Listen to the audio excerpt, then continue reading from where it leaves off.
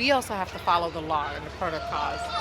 We just have to figure out where it happens, prepare the community by giving them the information that they need. That's all we can do.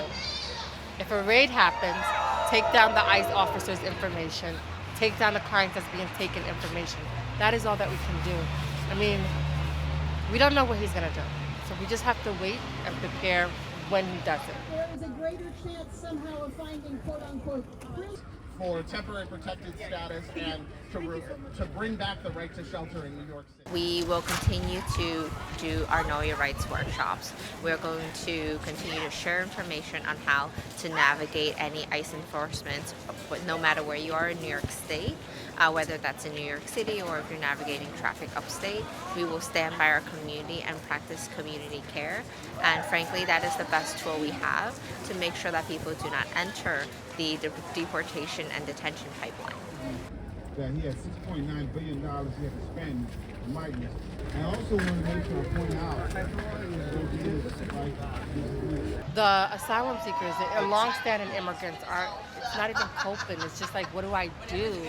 The anxiety is there. It's not leaving. What's next? What's going to happen?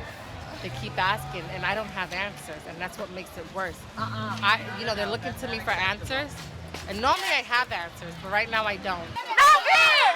Immigrants are welcome here! No hate! No fear! Immigrants are welcome here! There's definitely an anxiety knowing that there's 200 ICE agents that are coming to the city of Chicago. We've done all we can to try to be prepared and support as many people as we can in the city of Chicago. But ultimately we'll see what next week brings. Individuals and families are worried about what potentially could happen to them. They're worried about deportation. But the biggest blow to our community is living in fear. When communities are living in fear, they don't go to work, they don't go to school. Long term, that has an impact not just on the immigrant communities, but it has an impact on our entire city and entire country as a whole, because we rely on immigrant labor. We have our growth, our population, our consumers.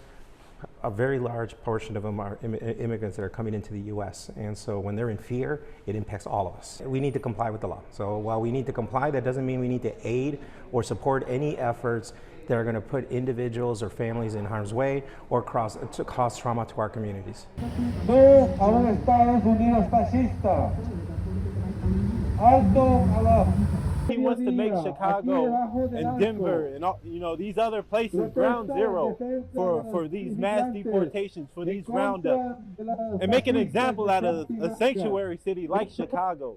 But Chicago and the people here need to make Chicago a different example of people finding their courage, strengthening their backbone to actually be out here and actually defend people when they are coming under attack. And you have people who, are just trying to survive and find a way to live, and you have these mass deportations and these roundups coming down on people. En defensa de los inmigrantes bajo ataque por los fascistas de Trump y MAGA. Todas las deportaciones se matan.